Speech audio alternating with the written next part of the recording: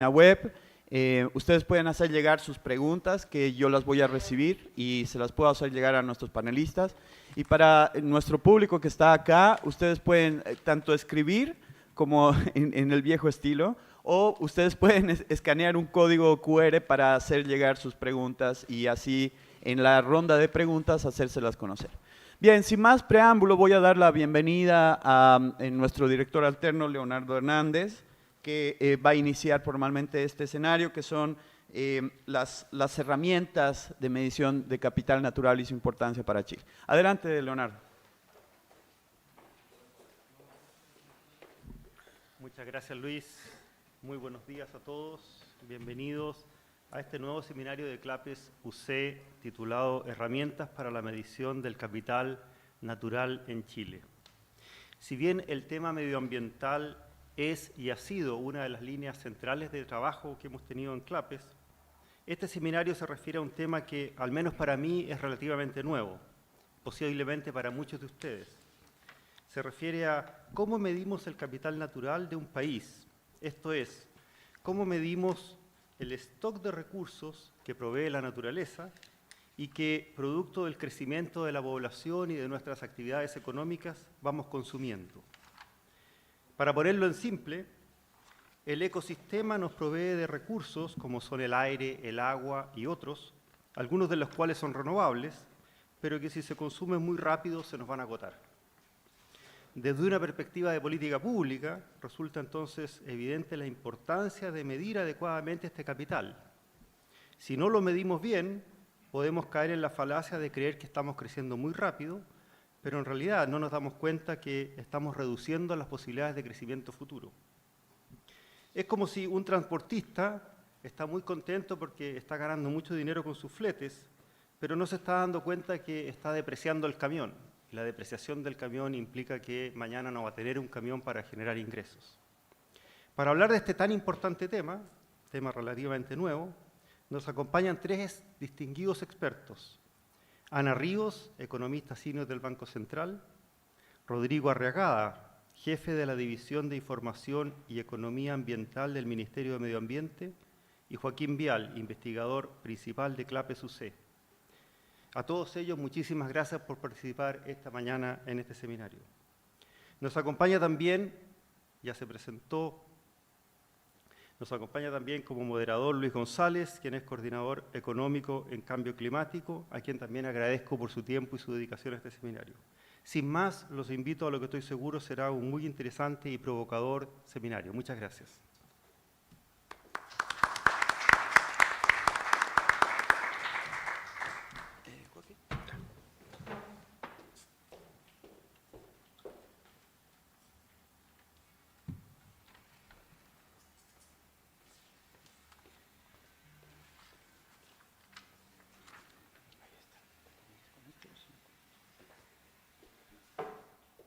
Bueno, muchísimas gracias, Leonardo, Luis.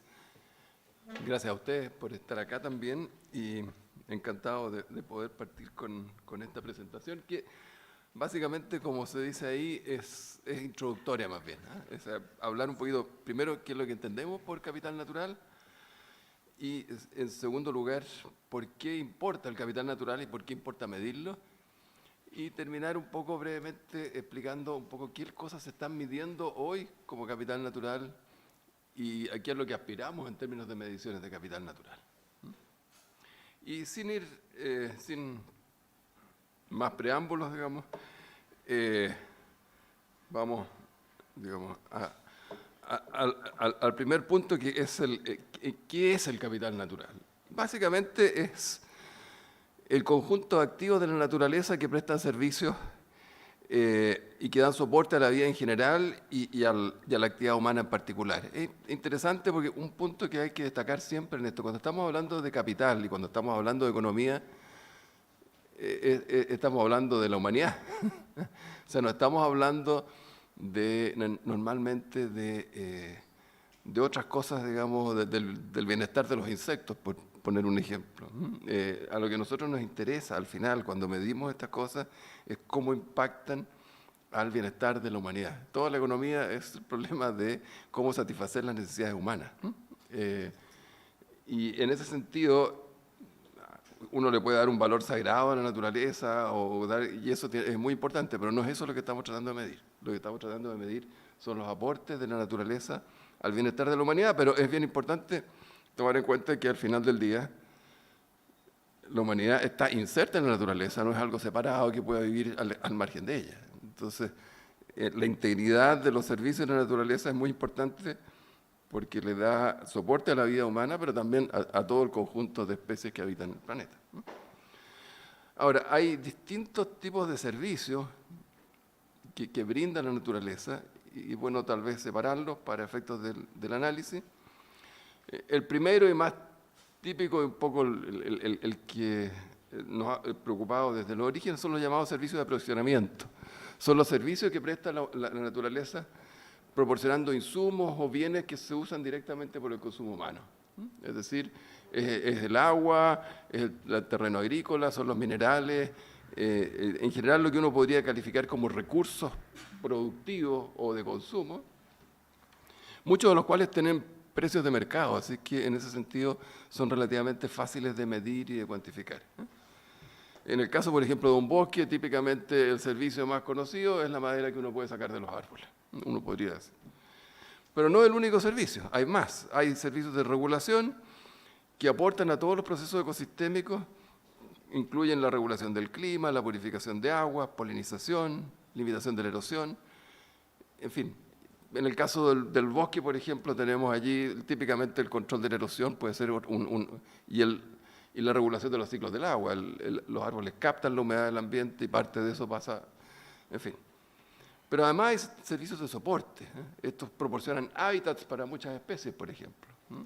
En un bosque, dependiendo del tipo de bosque, por supuesto, es hábitat de muchas especies que no pueden crecer sino ahí, de todo tipo. Y también, digamos, le da soporte a los ciclos del agua, en fin, de nutrientes, etc. Muchos de estos son afectados por la actividad humana, pero muy pocos de estos no se transan en mercados normalmente. Lo mismo también, muchos de los servicios de regulación tampoco se transan en los mercados. Algunos sí, uno puede arrendar abejas, por ejemplo, y en ese sentido hay algunos que podría uno pensar que tienen mercado, pero la gran mayoría no tienen precios de mercado. El tema de identificarlos, cuantificarlos y valorarlos es mucho más complejo. Y finalmente hay servicios culturales, que no son materiales, están ligados a el bienestar que obtienen las personas a partir de estar, por ejemplo, en un bosque, sentirse rodeados por la naturaleza. Hay gente que le asigna incluso valores que uno podría decir más trascendentales, casi podría decir religiosos, que tienen, digamos, son mucho más difíciles de identificar y cuantificar, y además son eminentemente subjetivos. O sea, una persona puede mirar un bosque y ve un montón de pesos derivados de la producción de madera, otro puede maravillarse por el paisaje, y un tercero puede maravillarse por los insectos que viven en el bosque.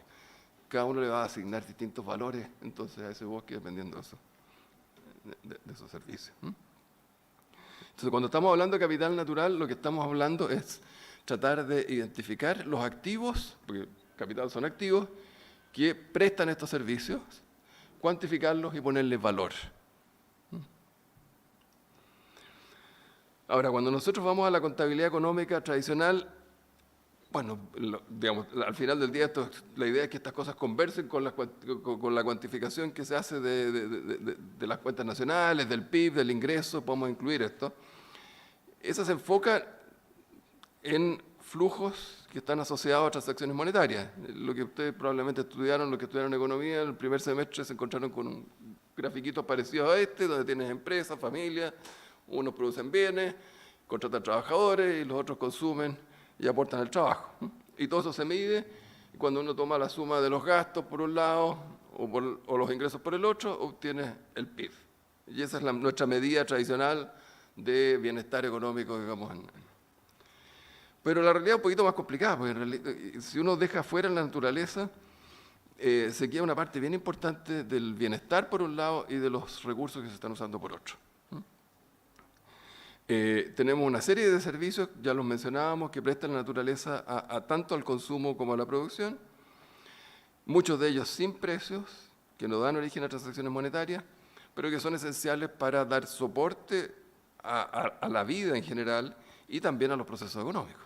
Entonces, si uno deja esto afuera, comete ese error mortal que definen nuestros profesores de econometría, que es producir sesgos por omisión de variables.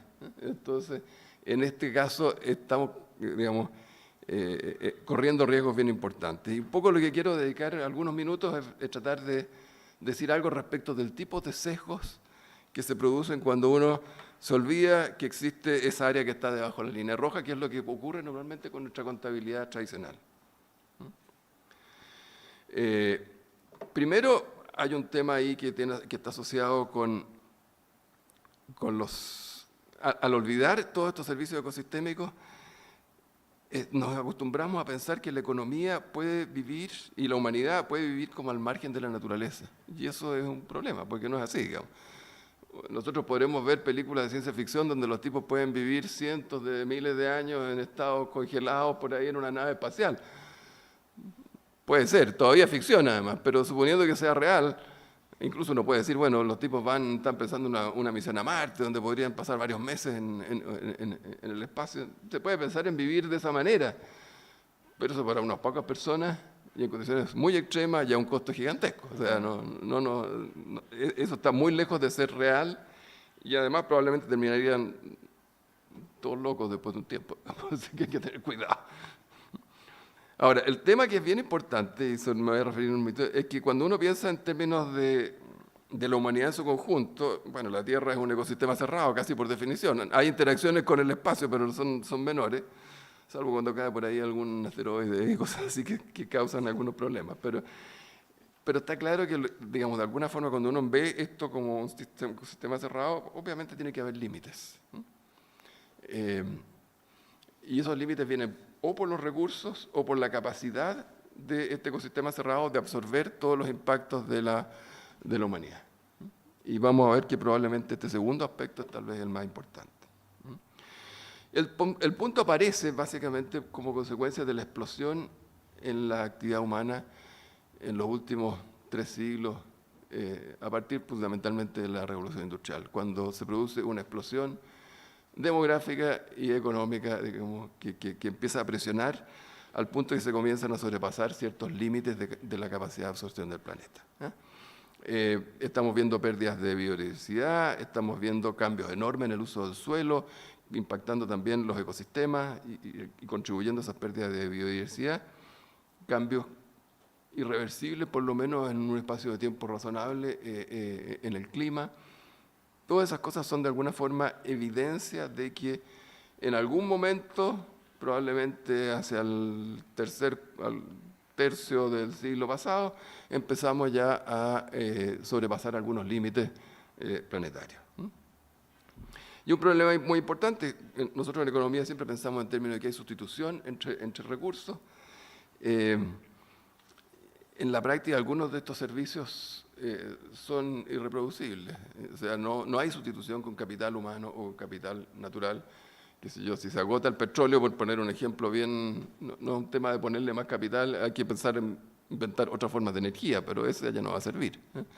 Si ya la cantidad de partículas en la atmósfera que atrapan gases con efecto invernadero alcanza una densidad muy grande, va a ser muy difícil poder hacer algún tipo de geoingeniería o cosas de ese estilo que con otro tipo de acciones permitan compensar o alterar esa cosa.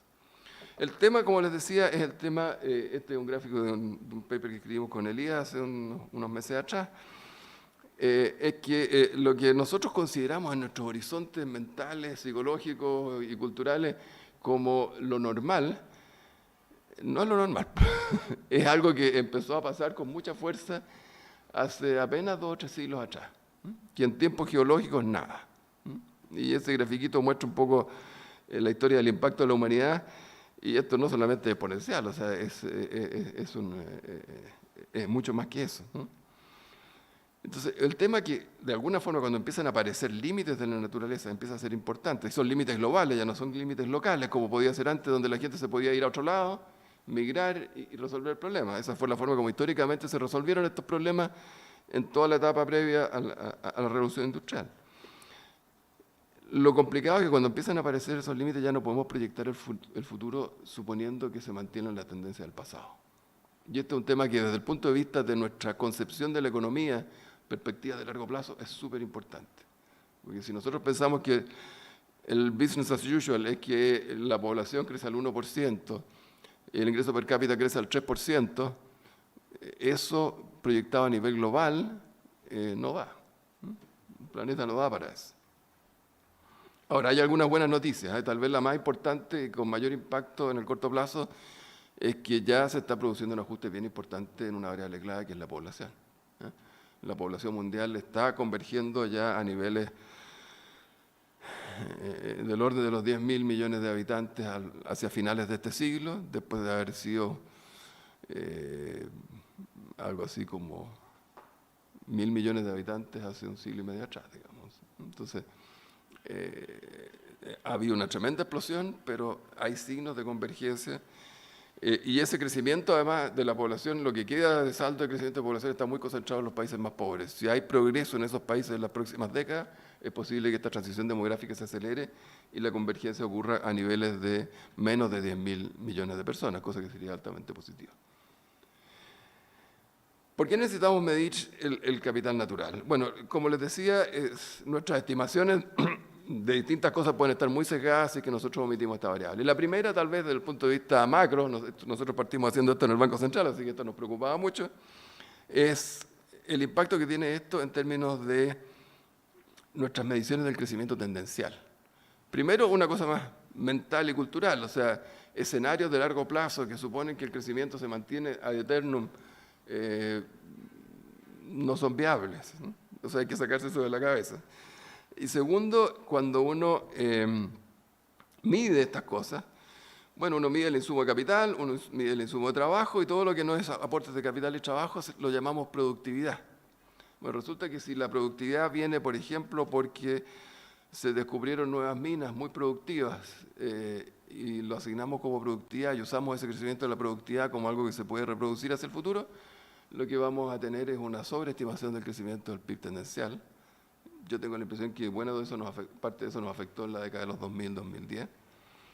Y al revés, cuando esas minas se envejecen y empiezan a agotarse, vamos a ver menor productividad y vamos a estar proyectando entonces un crecimiento más bajo. Cuando lo que efectivamente está ocurriendo es ampliación y disminución de capital natural.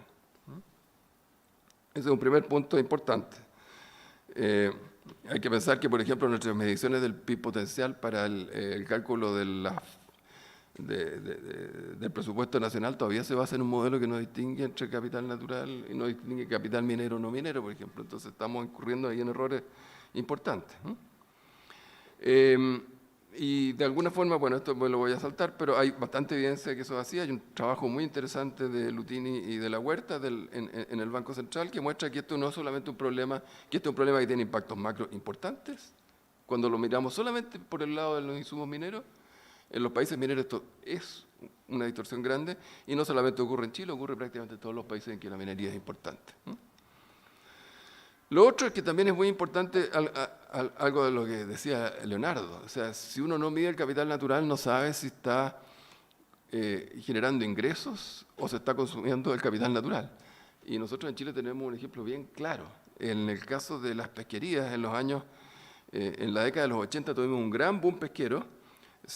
Los cálculos de cuentas nacionales estimaron que el PIB crecía casi al 9% anual promedio en una década.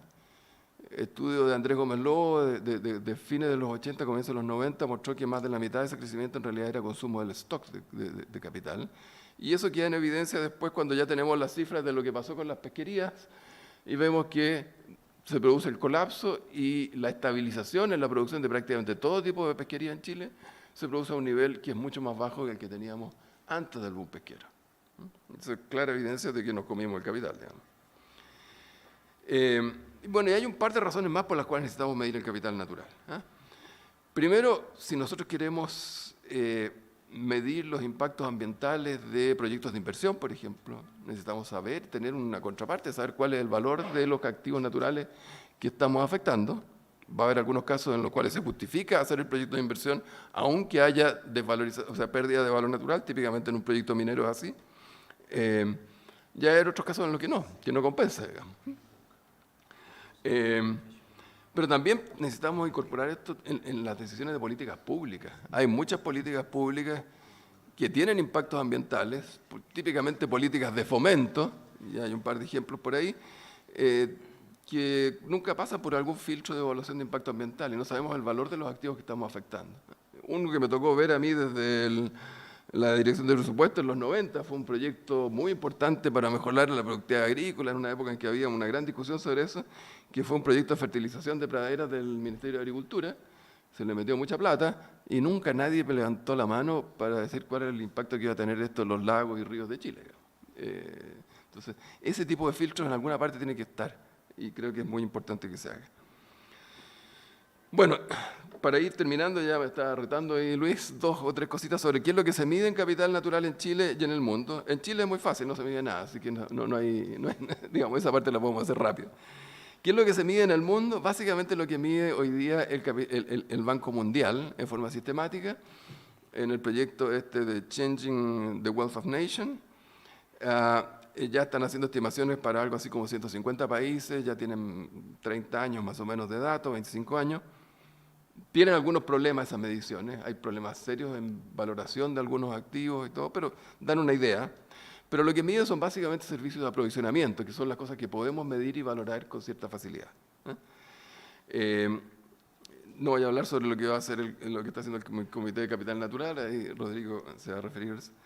Un breve descripción acá de qué es lo que mide este proyecto del Banco Mundial. Tal vez lo más interesante, que esto es parte de un consorcio de todos los grandes centros que están definiendo las normas sobre contabilidad nacional. Y ellos básicamente han partido por lo que pueden medir ahora, pero van de a poco desarrollando las metodologías para identificar servicios ecosistémicos y para ir valorando. Pero esos proyectos, eso se trabaja en cuentas satélites experimentales, todavía no son parte del mainstream. A medida que estas cosas se van validando, se han ido incorporando en la medición del Banco Mundial. Entonces hay que pensar esto como un proyecto que está en desarrollo, se ha partido por lo que es más fácil de medir, pero obviamente estamos entrando ya en una etapa en la cual hay que empezar a medir otras cosas más complejas y en eso se está trabajando. Eso es lo que tenía para comentarles ahora y entonces los dejo a Ana, que nos va a contar un poquito sobre lo que se está haciendo a nivel internacional hoy día, especialmente para medir estos servicios ecosistémicos que no son los de aprovisionamiento. Gracias.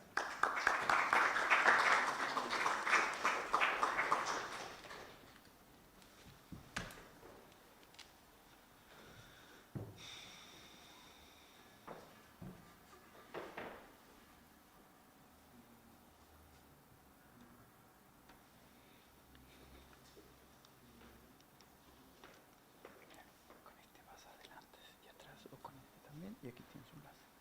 Okay. Y te voy a mostrar un letrerito. Ya, gracias.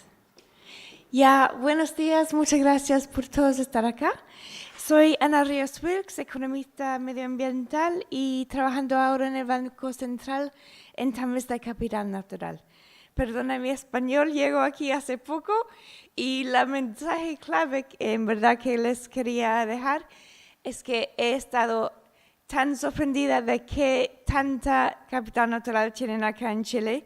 Tienen un país bellísimo, entonces lo tienen que cuidar, nosotros tenemos que trabajar mucho para cuidarlo. Entonces eso. Pero ya, eso no es lo que quería, bueno, eso no es de lo que va tanto mi presentación.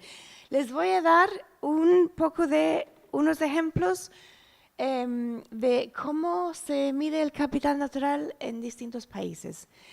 Porque como Joaquín nos ha comunicado también, es clave hacer estas cuentas y medir y seguir viendo cuánto capital natural para que lo podamos tomar en cuenta en nuestras decisiones. Ya, entonces, El ONU recomienda usar armar 4 tipos de cuenta de capital natural, y este es el framework o el proceso que tienden a usar la mayoría de los países. El primer cuenta es el extento, lo que se llama el extento. Es básicamente la área geográfica que cubre un ecosistema. El segundo es la condición de este ecosistema, porque esta condición, la calidad, qué tan su estado, nos ayuda a ver qué tan bien puede proveer estos servicios ecosistémicos a la sociedad y a la economía.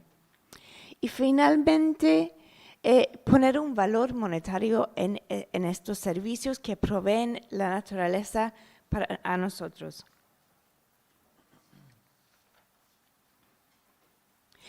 Ya. Primero vamos a México. Soy media mexicana, media inglesa, así que quise hacer un poco sobre mis países.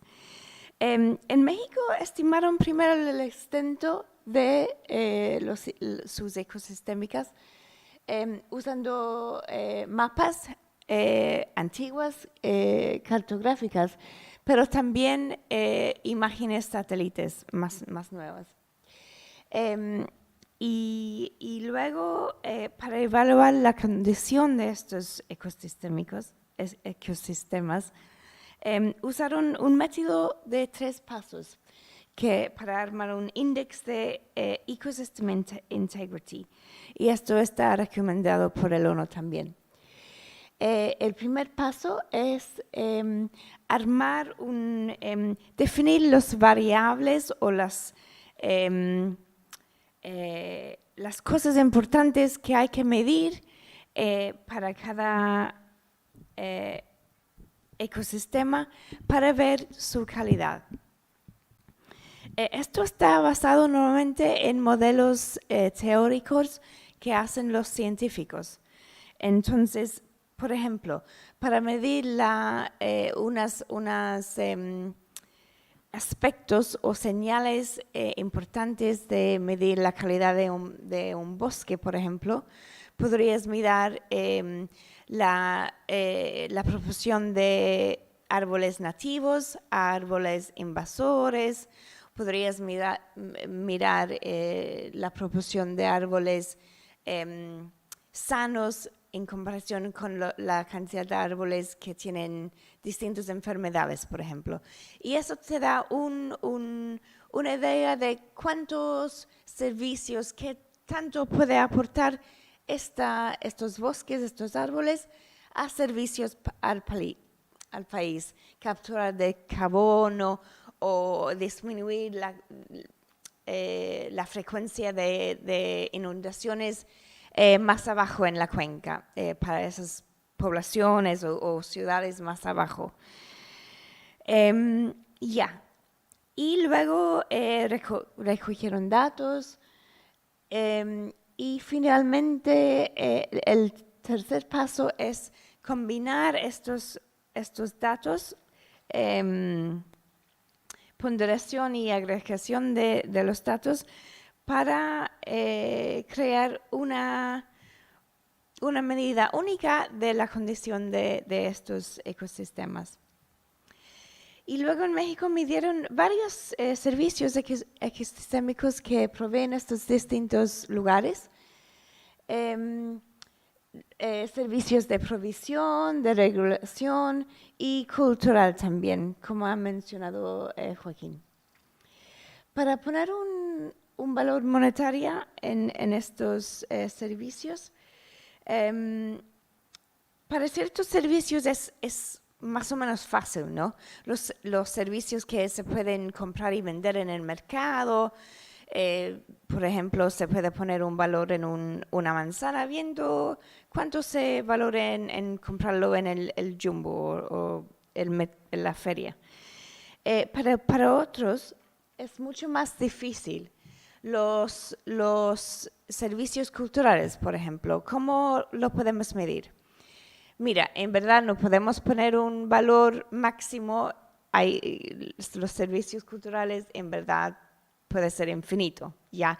Pero lo que queremos hacer como economista es por lo menos poner un valor mínimo en estos servicios para que por lo menos estén tomados en cuenta en nuestras decisiones, un poco, por lo menos. Y aquí un método que es bastante común usado es un método que usa datos de turismo que se llama el costo de viaje, Transport Cost Method, Travel Cost Method. Y aquí básicamente para poner un valor mínimo en estos lugares, por ejemplo un parque nacional, bien cuántos turistas van a estos lugares y cuánto gastan estos turistas en llegar a esos lugares, pagar las entradas, etc. Y eso te da por lo menos un valor mínimo. Y eso hicieron en México.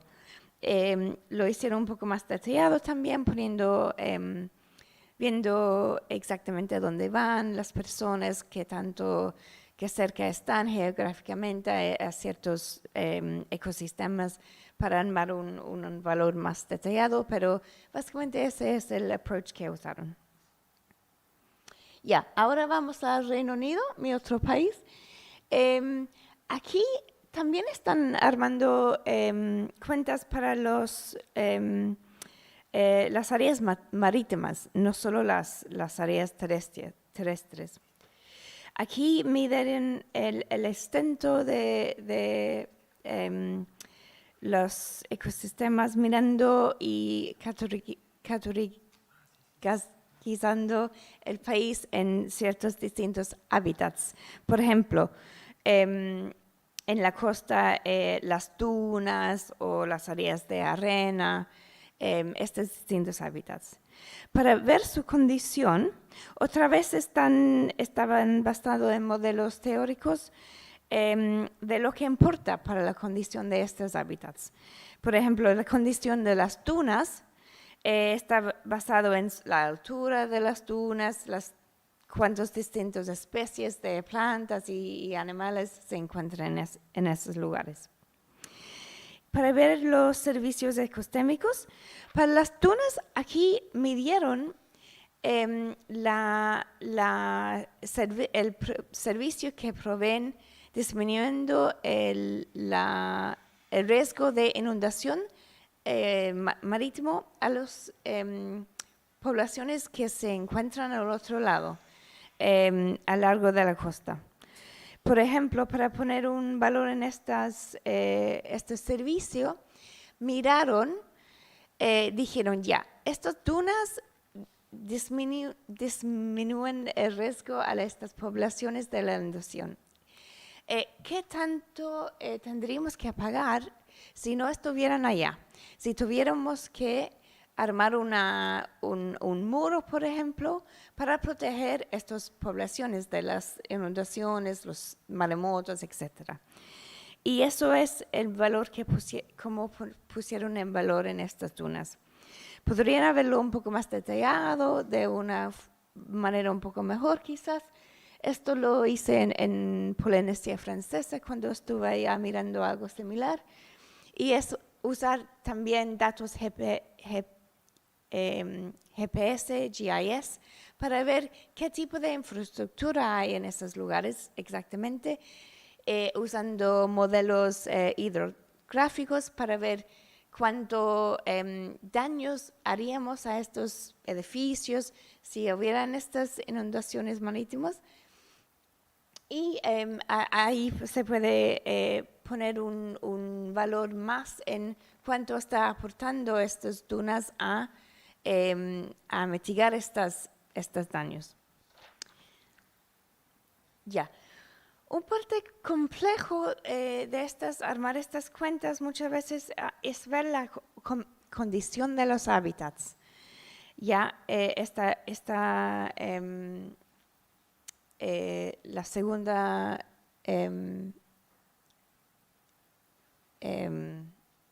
cuenta que he mencionado. como lo hacen en Australia. En Australia, voy a ir más o menos rápido aquí, pero están armando una nueva base de datos para todo el país que está midiendo la condición de sus hábitats. Las encuestas presenciales son muy caras, entonces están usando harto los imágenes satélites. Y aunque emplean esta nueva tecnología, todavía tienen que usar muchos supuestos, como siempre en los estudios económicos. Están estimando que la cantidad de vegetación en distintas imágenes es una muestra de la condición de ellos. Entonces, cuanto más vegetación hay, mejor normalmente. Y estos datos van a ser producidos a lo largo del tiempo para poder ver cómo está cambiando la condición a lo largo del tiempo.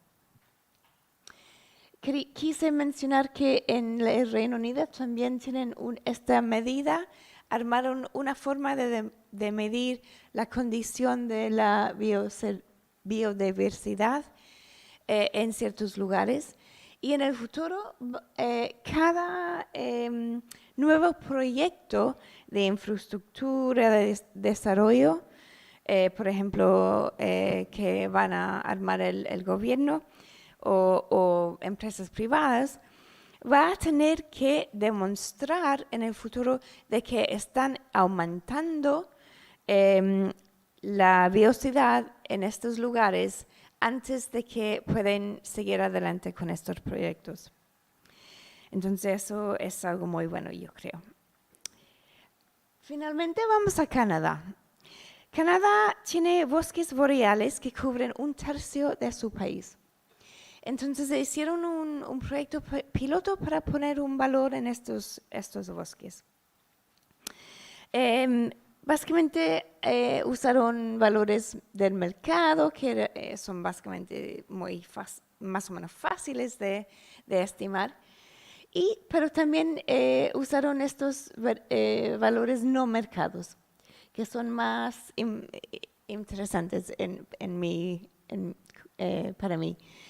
Por ejemplo, midieron el valor que provee estos bosques en disminuir y controlar las plagas.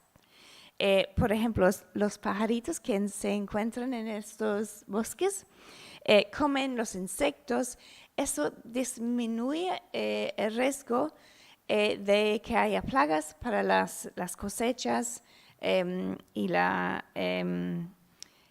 y el costo de tener que, el costo de que las plagas completamente destruyen las cosechas o el costo para los granjeros en aplicar pesticidas para controlarlos. Y así se podría poner un valor en estos servicios no mercados. Finalmente, en Canadá también, en estos bosques, hay industria de la madera, por ejemplo, y también quisieron medir el costo a la salud de esta industria que los humanos que están armando. Quise hablar un poco sobre estos costos al bienestar y a la salud humana, porque es algo que muchas veces que tenemos que medir. Y hay pasos comunes que tendemos que usar. Básicamente hay 2 pasos. El primer paso es ver qué tanta polución hay.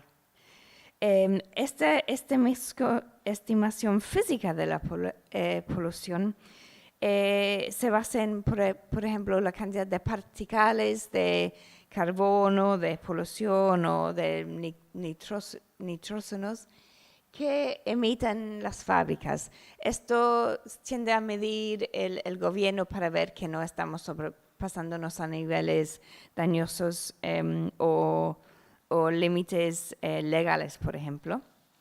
Y el segundo paso es ver cuánto daño hace esa polución a nuestra salud. Aquí solemos usar un approach que se llama Impact Pathway Approach. Primero usamos estudios de salud para ver qué tantos daños hace a nuestra salud distintos niveles de población. Entonces, si una persona está expuesta a X partículas, ¿cuántos años de vida a lo largo de su vida podrían perder? O cómo cambiaría la calidad de su vida con los distintos infecciones o daños a la salud que podría tener. Y para estimar el valor monetario, hay dos medidas que se pueden complementar también, se pueden sumar. Primero es el costo al bienestar humano. Y aquí lo estiman muchas veces preguntando a la gente, ¿cuánto estarías dispuesto a pagar si podrías vivir un año más? O si podrías vivir un año menos con esta enfermedad, por ejemplo. Y este valor depende en cada país. Por ejemplo, en el Reino Unido, el Ministerio de Haciendas publican este valor cada año. En la Unión Europea estimaron un valor mínimo de alrededor de $1 millón de dólares cada año. Y luego también hay que añadir el costo de no tener que tratar a estas personas para el gobierno en los hospitales. No tenemos que pagar estos costos sin estas enfermedades de la industria. Ya. Entonces, perdón que fui muy rápido, pero para resumir y echar un poco de una mirada hacia Chile,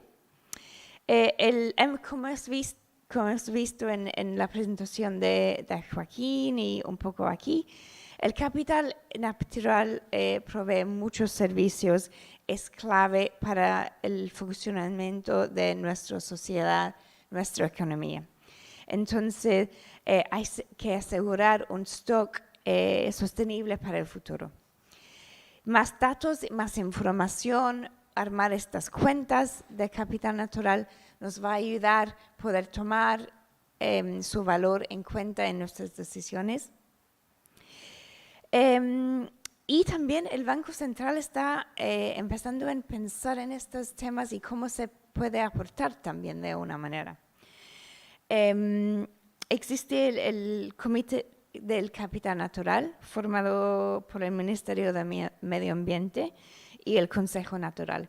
Y en el futuro, uno de sus objetivos va a ser medir y valorizar este capital natural. Y el banco va a ser un asesor técnico dentro de sus competencias. También somos parte del NGFS, el Network for Greening the Financial System, y aquí estamos mirando los riesgos del cambio climático, riesgos naturales en el sector financiero para la economía y cómo podemos medirlas y en el futuro ver cuánto van a impactar la economía para a lo mejor mitigarlos lo más que podemos. También estamos involucrados en el Comité de Taxonomía de Financia Verde. Y aquí es interesante porque aquí vamos a poder ver categorizar las actividades de distintos negocios, por ejemplo, ver qué tan verdes son para que nosotros como banco, otros bancos, los inversores pueden invertir en actividades, negocios más verdes en el futuro y que hacen menos daños al medio ambiente. Entonces, por eso esperamos va a poder ayudarnos en el futuro. Y ya, como he dicho antes, Chile es súper especial, tiene mucho capital natural, es un país estupendo. Tenemos que cuidarlo, valorizar estos bienes, esta riqueza que tiene, para que pueda seguir aportando a nuestro país en el futuro. Así que ya, eso, muchas gracias.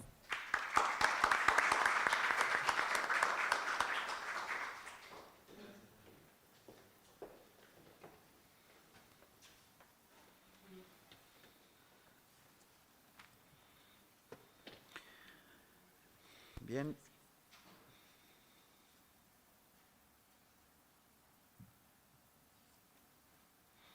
Ok, Rodrigo, adelante por favor.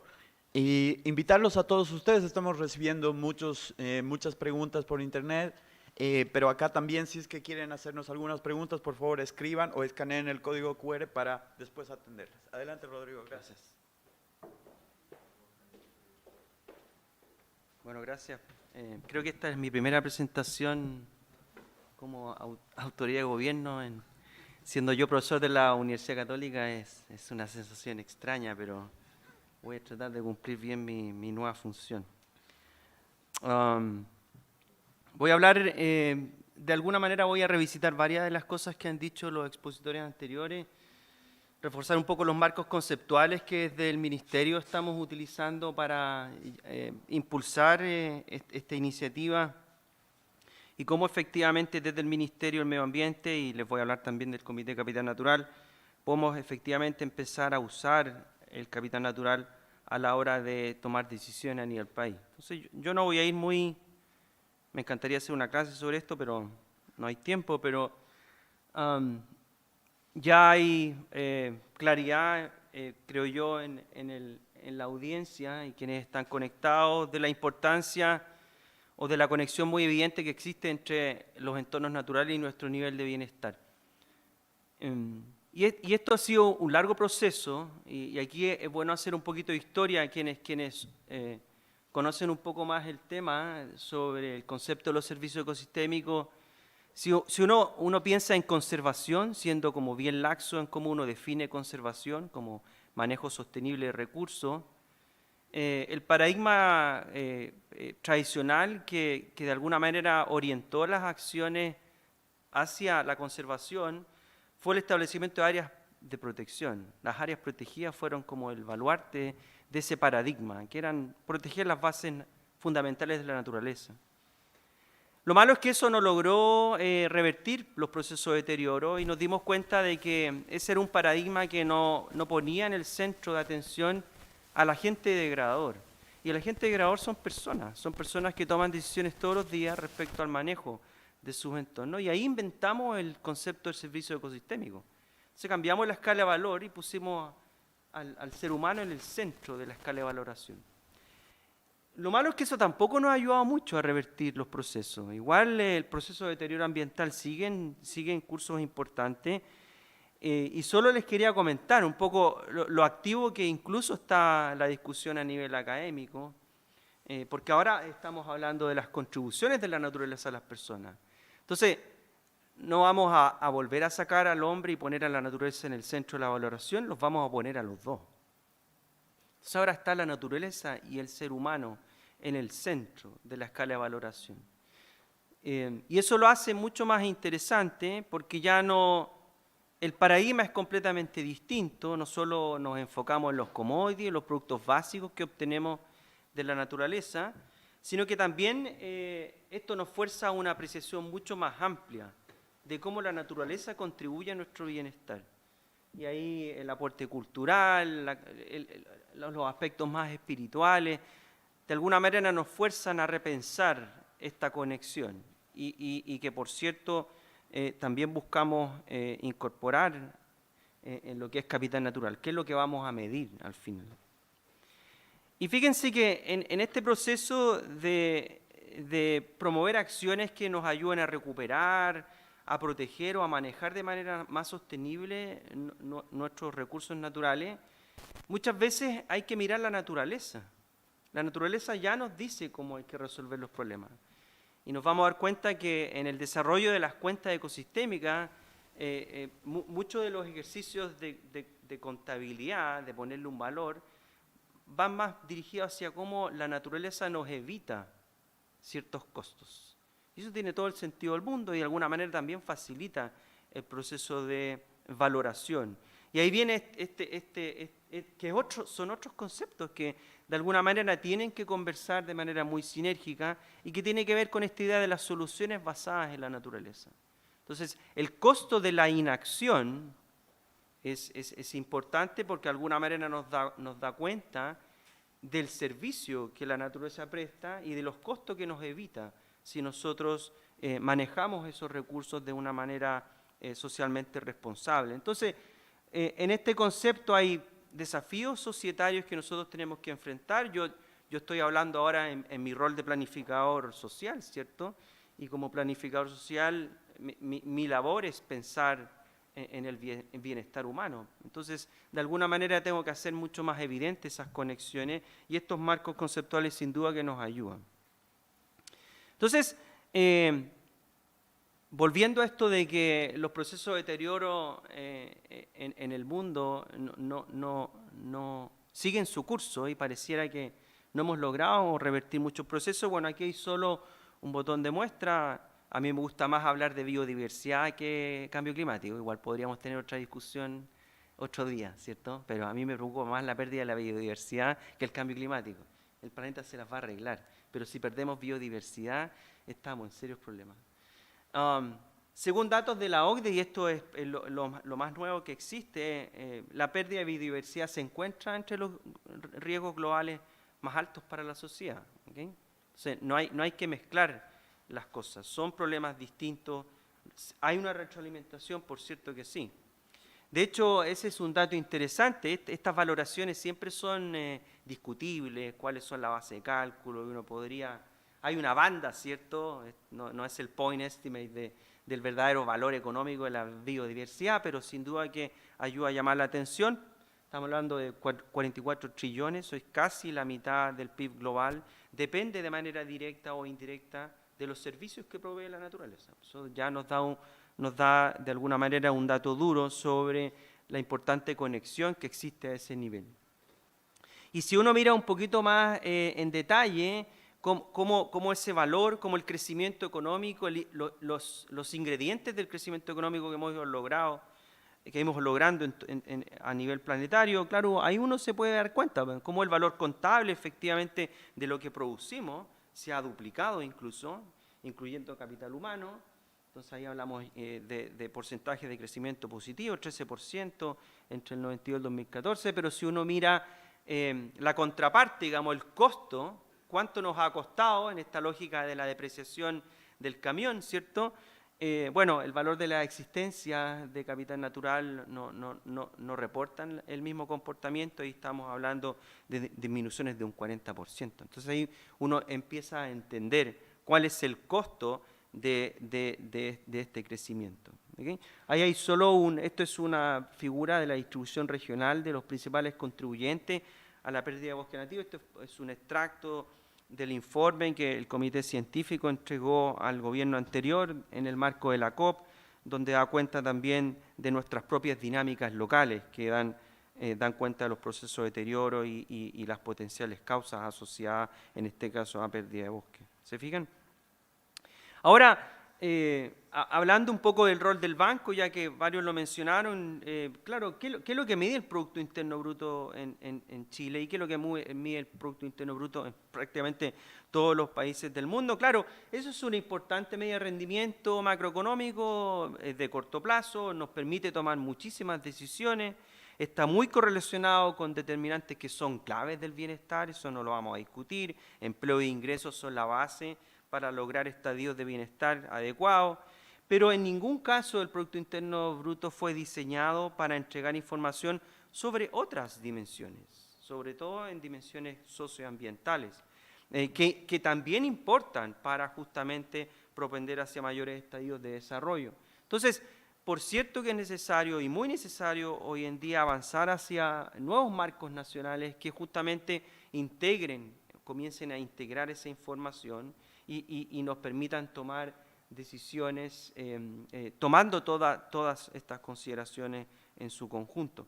Por tanto, la contabilidad del capital natural, que es un poco lo que nos convoca hoy día, se vuelve esencial para justamente integrar nuestros entornos naturales en decisiones país, pues como por ejemplo medir rendimiento nacional y por cierto evaluación de política, que ya algo voy a mencionar bien al final. Lo que yo estoy diciendo no es algo no es algo nuevo, es algo que ha ido apareciendo de manera, yo diría, bien repetitiva. Desde mi labor académica yo siempre estoy siguiendo estos reportes, el informe de desempeño ambiental, que de alguna manera es el informe que nos da cuenta de cómo vamos avanzando. Por ser un país OCDE ya estamos sometidos, de hecho ya tenemos que empezar a trabajar, estamos atrasados en el informe, en el último informe ya debería haberse entregado en la administración anterior, entonces vamos a tener que apurar el tranco y entregar en la nueva versión, pero ya en las versiones anteriores se ha levantado el tema, por ejemplo, de cómo el apoyo del conocimiento científico, cómo la política se basa en evidencia y cómo vamos avanzando en decisiones basadas en evidencia. Informes anteriores han ido justamente a recomendar de manera muy específica cómo combinar la dimensión económica, social y ambiental. De hecho, ahí ya en la última evaluación del 2016 ya nos pedían conducir evaluaciones ecosistémicas a nivel nacional para avanzar justamente en el conocimiento del valor de nuestros ecosistemas. Entonces, sin duda que estas cosas han ido apareciendo de manera recurrente y de alguna manera nos tenemos que hacer cargo. Y si uno claro, aquí si uno piensa, en biodiversidad invertimos muy poco como país. Además, sabemos muy poco si lo que invertimos tiene algún efecto. Entonces, enverdecer las finanzas hoy en día se vuelve fundamental justamente para poder redireccionar los esfuerzos de inversión hacia proyectos que sean de verdad verdes, ¿cierto? Por tanto, es indudable que existe una falta muy importante de inversión en actividades que tengan que ver con manejo sostenible de los recursos. Incluso ya en el informe del 2019 del Fondo Monetario Internacional, que es una reunión que tenemos ahora a las 3 con la ministra, viene una misión del fondo y nos quiere hablar con nosotros sobre este y otros temas. Ya ahí en ese informe se concluye de manera muy robusta cómo problemas ambientales también están conectados a problemas de inestabilidad en términos financieros. La necesidad de incorporar riesgo climático, por ejemplo, en decisiones financieras es algo ya muy evidente, y que incluso los marcos normativos chilenos ya van apuntando hacia esa conexión, como la última norma de la CMF que obliga justamente a las decisiones de inversión que hacen las AFP de incorporar riesgo climático. Pues ese es un caso súper concreto de cómo nosotros buscamos conectarlo. Aquí solo una... A mí me gusta mostrar esto porque nosotros no vamos a avanzar de manera importante en esto si el mundo privado no se involucra. Hoy en día los gaps de financiamiento en términos de conservación de biodiversidad, por ejemplo, son gigantes. En el mundo no se invierten más de 200 billones de dólares por año en conservación de biodiversidad, y los gaps ahí, dependiendo del cálculo y de la fuente, uno podría hablar entre 500, 800 millones de dólares, billones de dólares al año de inversión adicional para llenar esas brechas. Bueno, es imposible pensar de que desde el mundo público, desde la filantropía, nosotros vamos a poder llenar esas brechas. Por tanto, el rol del mundo privado es sumamente importante. Aquí no podemos hacerlo solo. Aquí vamos a saltar un poquito, pero claro, en esta lógica de cómo uno decide sobre qué invertir, claro, la idea es que nos movamos de la filantropía tradicional, porque no podemos seguir pensando que la filantropía va a llenar esas brechas, pero también tenemos que movernos un poco de la lógica tradicional, de la inversión que solo busca retorno en términos privados, sino que tenemos que también tratar de mezclar inversión con impacto en términos más amplios, ¿cierto? Y entonces, nosotros en el poco tiempo que llevamos en nuestra nueva administración, hay que reconocerlo, y a mí me gusta reconocer esto, porque estos son políticas de Estado. Hemos heredado de la administración anterior y de administraciones anteriores un trabajo que ha sido muy sistemático. Yo creo que eso debiera sentirnos orgullosos de que aquí hay una línea de trabajo que trasciende los gobiernos de turno. Entonces, eso es importante y hay que decirlo con todas sus letras, independiente del color político. Aquí hay una política de Estado y nosotros esperamos que estos esfuerzos van a continuar independiente de quién venga después. Entonces, se requiere avanzar en incorporar la biodiversidad en procesos de planificación económica, presupuestaria y en política y programas en general. Impuestos verdes y compensaciones ambientales, una ley que vamos a echar a andar a partir del próximo año, da cuenta de aquello. Por primera vez el Ministerio del Medio Ambiente se mete de lleno en el uso de instrumentos económicos, más allá del rol normativo, en la lógica de comando y control que ha tenido el Ministerio está a puerta de crear un mercado de compensaciones ambientales que va a poder permitir o fomentar el desarrollo de proyectos de reducción de emisiones en conexión con la política de impuestos verdes. Tenemos ley marco de cambio climático aprobado, hay 18 reglamentos que tenemos que empezar a trabajar. De esos 18 reglamentos, al menos 4 reglamentos van a tener que ver de manera directa con instrumentos económicos, así que también hay un gran campo de acción para seguir avanzando. Y otra cosa que debo decirlo con harta franqueza, y no es porque la Daniela está aquí, pero a mí me enorgullece mucho el trabajo colaborativo que se está logrando con Ministerio de Hacienda, con Economía, con Banco Central, con el Consejo CTCI.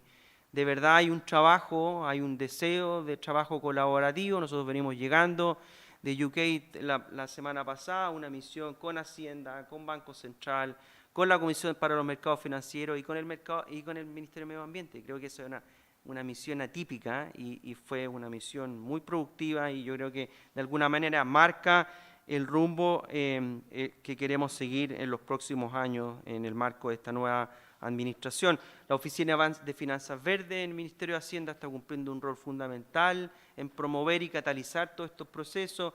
El Comité de Capital Natural, que ya les voy a comentar en un minuto más, la Mesa Público-Privada de Finanzas Verdes, que ya se mencionó antes, son de alguna manera instancias formales donde el trabajo colaborativo, transversal, se ha vuelto como la tónica. Entonces, el Comité de Capital Natural, voy a hablar un poco más de la institucionalidad, yo no voy a ahondar más en metodología.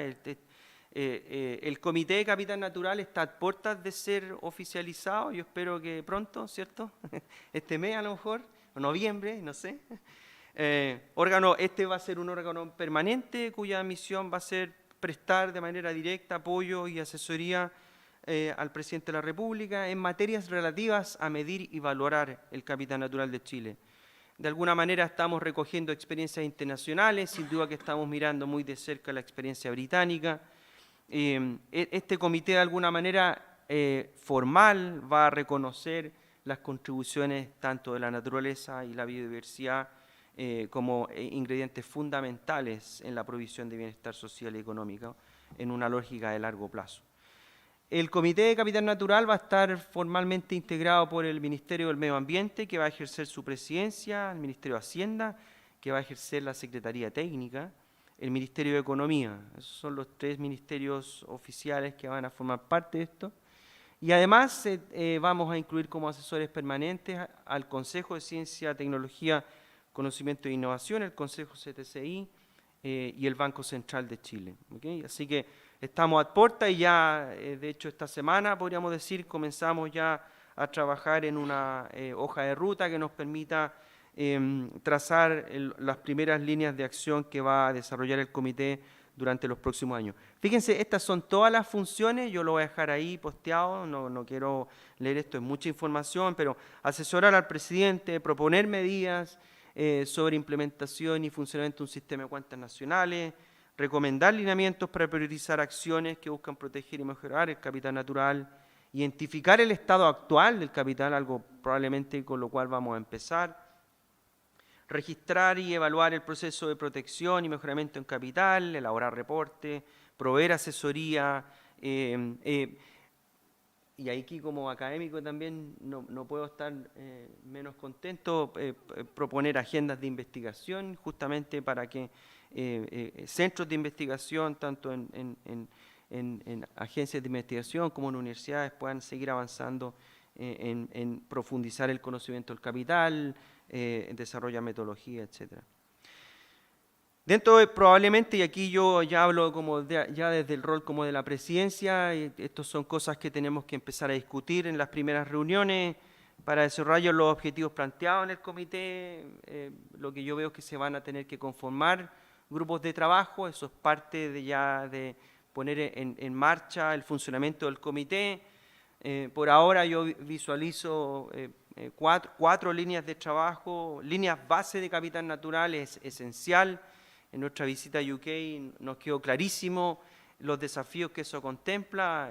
UK, después de 10 años de un trabajo muy intenso, recién está comenzando a hablar de líneas base a nivel país. Entonces, eso es algo que tenemos que tener ya en mente en un horizonte de mediano plazo. ¿Qué es lo que vamos a medir? ¿Cómo lo vamos a medir? La valoración del capital natural es otro tema. La valoración en términos biofísicos es una cosa, la valoración del capital natural es otra cosa. ¿Qué metodologías de valoración vamos a utilizar en esta lógica de los costos evitados? Una apreciación más en términos contables del capital natural nos parece que probablemente sea como el approach más adecuado. El desarrollo de cuentas ambientales, que es algo, claro, es cierto que por ley el Ministerio del Medio Ambiente debiera desarrollar cuentas ambientales, pero en este caso nosotros vemos como algo mucho más eficiente y más efectivo en colaborar de manera muy estrecha con los esfuerzos que está haciendo el Banco Central y poder trabajar en conjunto con el banco para que efectivamente cuentas ecosistémicas existan en nuestro sistema de cuentas ambientales, de cuentas nacionales, ojalá en el mediano plazo. Capital natural y política pública, eso es un tema. Al final el leitmotiv de todo esto es cómo nosotros incorporamos capital natural en decisiones país, en diseño de política pública, en decisiones de inversión, múltiples decisiones a nivel país que empiezan a incorporar el capital natural como otra variable. Sin duda que aquí esto no lo podemos hacer solo. Es interesante el Comité Natural, el Comité de Capital Natural en Inglaterra, por ejemplo, solo para poner un ejemplo, partió como un comité completamente independiente del gobierno. Nosotros partimos al revés. Eso tiene sus ventajas y sus desventajas, ¿cierto? Dentro de la administración no hay que convencer a nadie, estamos todos súper convencidos de que este es un tema importante. Entonces, probablemente el Comité de Capital Natural va a tener un desafío distinto en el contexto chileno. Más bien nosotros como Comité de Capital Natural vamos a tener que salir hacia afuera y convencer a la sociedad civil organizada, a la academia, al sector privado, a otros ministerios sectoriales que de alguna manera formen parte de esto. Y ahí la figura de un consejo asesor podría ayudarnos a conectarnos con la sociedad. ¿Se fijan? Entonces, esto es solo un ejemplo, están pasando cosas muy rápido, esto es ya un ejemplo concreto de una primera proyecto de colaboración, en este caso con el Natural Capital Project de Stanford, a través de un proyecto que es financiado por el BID, donde la idea es comenzar a pilotear algunos trabajos a nivel nacional, donde podamos justamente hacer algunos ejercicios de medición y valoración, así que este proyecto sin duda que nos va a permitir echar a andar la bola, como decimos. Y me vine muy contento de UK porque hicimos muy buenos socios, hay solo algunas cosas que yo creo que vale la pena mirar muy de cerca.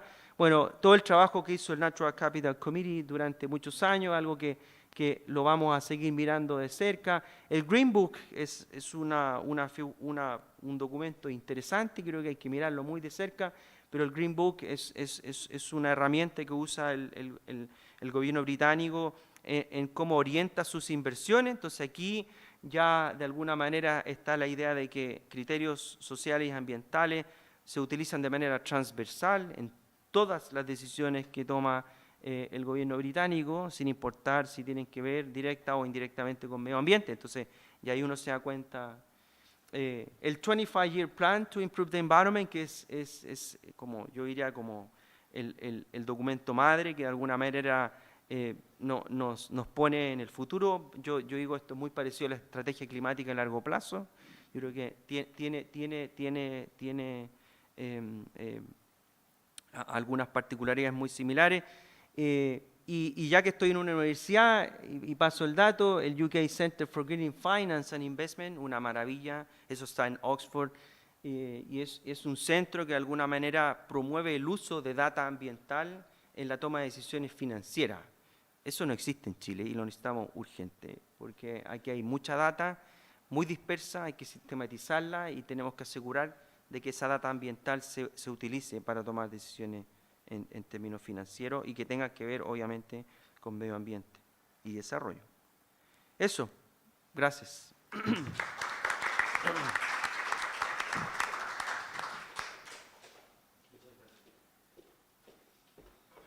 Ok, muchas gracias. Quiero agradecer a los panelistas, a la gente que nos ha seguido en la página web, que nos ha hecho llegar muchas preguntas.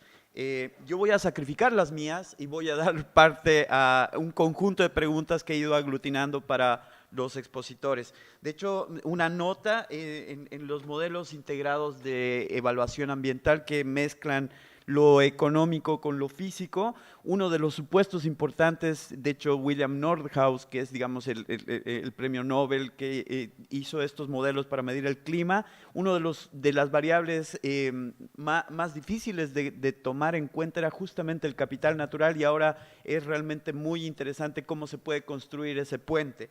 Sobre eso y sobre la información, entonces hay tres grupos de preguntas que he aglutinado. La primera es sobre información, la segunda es sobre las instituciones y la tercera es sobre la dimensión local y global que puede tener esto. Entonces partamos con la primera. Las primeras que me hacen llegar es si es que ustedes tienen conocimiento sobre instituciones que estén trabajando sobre mediciones más allá de la medición del aprovisionamiento.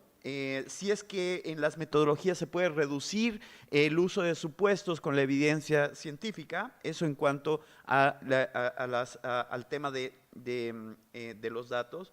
Con respecto a las instituciones, apareció muchas preguntas con respecto a estos reglamentos, entre una de ellas algo relacionado pero no específico, el reglamento, por ejemplo, para el mercado de compensaciones que venía con el carbon tax, si es que está listo o no, tal vez una pregunta muy específica. Y la otra pregunta sobre instituciones también es pensar ¿cuál de los ejemplos, y esto creo que va para Ana, cuál de los ejemplos que tú mostraste de arreglos institucionales de estos 4 países podría combinarse, tomarse en cuenta para el caso de Chile? Y finalmente sobre la dimensión local y global, estos ecosistemas, hay una pregunta sobre los ecosistemas que son propios específicamente en lugares únicos, digamos, en el mundo. Yo coincido con Ana que Chile es un país hermoso en esto y tiene lugares y ecorregiones específicas muy importantes. Entonces, si es que se puede estandarizar la forma de medición dada esta singularidad, ¿ok? Entonces, les dejo esa difícil tarea. Por favor, adelante con las que quieran tomar. Tal vez, Joaquín, si quieres romper el hielo. A ver, creo que la mayor parte de las preguntas no vienen para mí, así que va a ser muy corta mi intervención, pero tal vez en el tema de instituciones, yo creo que un componente clave es la validación de las acciones que se están comprometiendo, por ejemplo, en un mercado de compensaciones, si hay, y para eso, y para que funcionen mercados financieros, donde la gente está poniendo plata contra compromisos que son difíciles de medir y hay que efectivamente verificar su cumplimiento, tenemos que pensar en una institucionalidad que permita hacer ese control y ese seguimiento. Entonces, sin eso no va a funcionar, y lo estamos viendo, o sea, el mercado de compensaciones que están en estos momentos en los países desarrollados bajo serio cuestionamiento porque el cumplimiento de los compromisos ESG es difícil de evaluar. Yo tengo la impresión que las típicas instituciones que hacen esto en los mercados financieros, como pueden ser las auditoras o las agencias de rating, por último, creo que no están bien equipadas para esto. Creo que además los modelos bajo los cuales funcionan tampoco son los apropiados. Y entonces creo que es bien importante construir una institucionalidad que opere, ojalá de forma descentralizada, independiente, pero que efectivamente opere. Sin eso no va a haber mercado ni en esta actividad. Eso, por mi lado. Yo solo voy a mencionar algunos elementos importantes. ¿Se escucha, Sí, cierto? sí. En términos, nosotros tenemos que abordar un desafío que han tenido que abordar todos los países que de manera seria están queriendo avanzar en estos temas. Y el desafío es que la data ambiental existe, pero es una data ambiental que está extremadamente dispersa en múltiples instituciones. Hay organismos privados que producen data, hay organismos públicos que producen data, hay centros de investigación que producen, y obviamente que esa data no necesariamente se comparte. Sin embargo, existen arreglos institucionales bien potentes que yo creo que hay que potenciar. A mí me parece que no hay que crear mucha más institucionalidad de la que ya existe. De hecho, como una anécdota, al poco andar de haber asumido mi rol, me comentaron de que yo era presidente del Comité Interinstitucional e Interministerial de Información y Cuentas Ambientales. Yo no tenía idea que eso existía, entonces, ahora soy el presidente. Entonces, me he podido empapar un poquito en el funcionamiento de este comité, y ese comité es el que desarrolla o el que provee la información que es base para la elaboración de los informes del estado del medio ambiente. Y es impresionante la cantidad de instituciones que forman parte de ese comité y lo bien que funciona. Me parece que esas instancias, sin duda, hay que potenciarlas en términos de recursos, en términos de infraestructura, para poder procesar información. Pero me parece interesante el gran compromiso que ha habido de todas las instituciones que forman parte. Hay más de 80 entre ministerios e instituciones público-privadas que aportan información. Por tanto, yo creo que hay arreglos institucionales, pero hay que sin duda potenciar. Ahora, hay un desafío, y ahí yo pongo mi pie como académico, digamos, un poco lo que yo conozco desde la comunidad científica. Yo creo que estamos mucho más avanzados de lo que nosotros pensamos. Hay mucho desarrollo metodológico, hay mucha data colectada, obviamente a nivel local, en mapeo de bosque, en mapeo de ecosistemas, incluso en caracterización de recursos marinos. Lo que pasa es que esos son esfuerzos aislados, y ahí hay que pensar cómo en una política de datos abiertos, cómo sendos consorcios público-privados comienzan a compartir enfoques metodológicos, comienzan a compartir data. Yo creo que ese es el desafío. Pero a mí me da la impresión que los arreglos institucionales están, más bien hay que potenciarlos, así que eso es una buena noticia. Excelente. Ana, ¿alguna idea? Sí, Sí. estoy súper de acuerdo. Data es como poder para los economistas y para todos, entonces eso es algo muy importante. En el Reino Unido, en el departamento del gobierno donde estuve trabajando antes, en el Departamento para Medio Ambiente, ya tienen una política de publicar todos los datos que tienen cientos de bases de datos sobre la naturaleza y ahora están disponibles para todos. Había 3 preguntas, yo creo, para mí un poco. Primero era ejemplos de estos non-provisioning servicios ecosistémicos.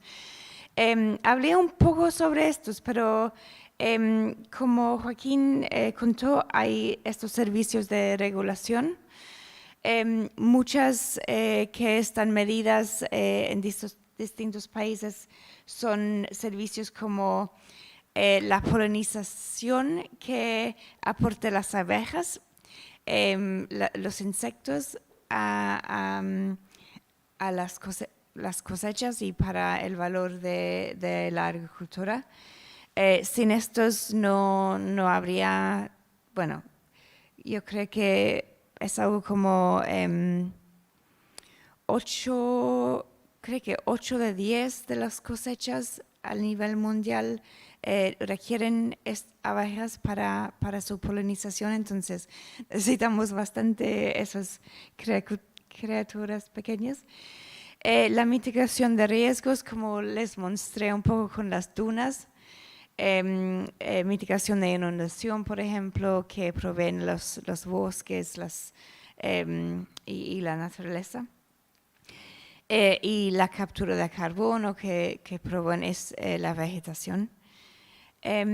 Los servicios culturales también muchas veces basados en datos de turismo. También hablé un poco de eso. El mercado, la segunda pregunta fue sobre el mercado para el green investment. ¿Cómo podemos aumentar el payment for estos ecosystem services? ¿Cómo podemos pagar los dueños de terreno, por ejemplo, para cuidar los bosques, los lugares naturales? Esto es algo bastante difícil. Lo están haciendo en el Reino Unido. Han estado pensándolo mucho durante los últimos 5 años y todavía van a estar ahí durante los próximos 10, 15 años mejorando el sistema. Va a ser un proyecto muy largo. Es muy difícil armar políticas sobre esto porque como economistas tendemos que usualmente queremos optimizar todo, decir que ya no vamos a pagar a este granjero si no logra todos estos beneficios y solo le vamos a pagar el marginal benefit que ella genera para la sociedad. En realidad eso es bastante difícil saber, primero, y segundo, si necesitamos que ellos demuestren tantos requisitos, la verdad es que nadie va a querer hacer esto. Entonces, siempre vamos a tener este gap de inversión que habló un poco Rodrigo. Entonces, básicamente, el approach que están usando en el Reino Unido y que probablemente vamos a tener que usar acá quizás es, tenemos que empezar con un nivel de requisito más básico para ir generando este mercado privado y a lo largo del tiempo ir desarrollándolo y aumentando los requisitos que necesitan demostrar los negocios. Tercera pregunta era un poco sobre estandarización de medición. Como les conté, el ONU ha sugerido este framework, este nivel básico de estandarización, los tipos de cuentas que los países deberían quizás armar, pero y hay métodos comunes que los economistas tienden a usar, pero cada país es distinto, tienen distintos objetivos del gobierno, tienen distintas bases de datos. Entonces, en verdad, cuando están pensando en cómo empezar, cada uno va a hacerlo un poco distinto y la verdad es que eso me parece súper interesante porque podemos ser un poco más creativos con lo que tenemos para ir armando estas cuentas en el futuro. Así que eso, ya. Voy a Joaquín, por favor, adelante. Sí, simplemente para complementar y reforzar algo de lo que decía Rodrigo, yo creo que hay gran cantidad de información que se ha ido generando para poder evaluar riesgos ambientales, especialmente en el plano del clima, que es lo que ha estado como concentrando la atención, ¿eh? Y algo sobre eso vamos a hacer en algunas semanas más, esperamos, así aprovecho para pasar un comercial, a propósito de la norma de la CMF a la que aludía Rodrigo, y tratar de ver algunas aplicaciones con instrumentos que ya se han desarrollado, la matriz de emisiones del Banco Central, el ARCLIM del Ministerio de Medio Ambiente, para tratar de entregar información respecto a las empresas, cómo podrían tratar de empezar a evaluar sus riesgos climáticos a partir de la información que ya tenemos disponible. Yo aprovecho a pasar otro aviso. Yo sé que hay mucha expectación sobre el funcionamiento de los mercados de compensaciones. El reglamento está listo. Esto va a ser presentado al Consejo de Ministros dentro de las próximas semanas, así que esperamos que esté todo full operativo para que comiencen a desarrollarse los primeros proyectos ya a partir de 2023. Así que apenas el Consejo de Ministros, de hecho esas ahora son sesiones públicas, uno puede presenciar, digamos, y vamos a poder presentar el reglamento sujeto a efecto y el reglamento del mercado de compensaciones, que es un reglamento muy procedimental, es algo que está un poquito más retrasado, pero todo está en condiciones de poder partir el próximo año ya con mercado de compensaciones y impuestos verdes. Excelente.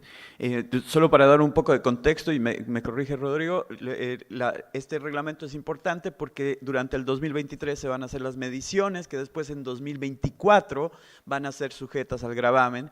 Entonces, por eso la relevancia, y me imagino que la pregunta iba en función a eso. Y algo que a mí me va a tocar participar mucho y de hecho estoy muy predispuesto a hacerlo durante probablemente todo el próximo año. Nosotros tenemos una demanda cautiva, digamos, ahí no hay problema, porque son las empresas gravadas por el impuesto, pero tenemos que desarrollar la oferta. Entonces ahí el fomento del desarrollo de proyectos, el involucramiento del sector privado, el rol que el Ministerio podría tener en focalizar los esfuerzos en promover el desarrollo de ciertos proyectos de reducción de emisiones.